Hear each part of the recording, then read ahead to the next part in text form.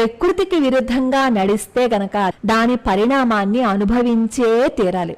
ఈ విషయంలో మనం పక్షుల నుంచి అలాగే ప్రాణుల నుంచి మనం చాలా నేర్చుకోవచ్చు.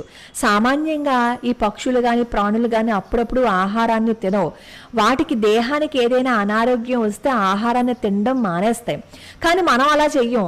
ఏదైనా వచ్చినా సరే తినేస్తూ ఉంటాం. అలా తినేయటం వల్ల మనం ఎక్కువగా అనారోగ్య బారిన పడుతున్నాం. అలాగే ఏకాదశి రోజు వ్రతాన్ని ఆచరించకపోతే నరక ప్రాప్తి కలుగుతుంది అని మనకి ఏకాదశి వ్రత మాహాత్మ్యంలో ఉంటుంది. నరక ప్రాప్తి అంటే అర్థం ఏంటి? ఇలా అస్తమాను ఈ శరీరంలో లోడ్ వేసేస్తూ ఉపవాసం ఉండకుండా ఉంటే ఏమవుతుంది? రోగం వస్తుంది.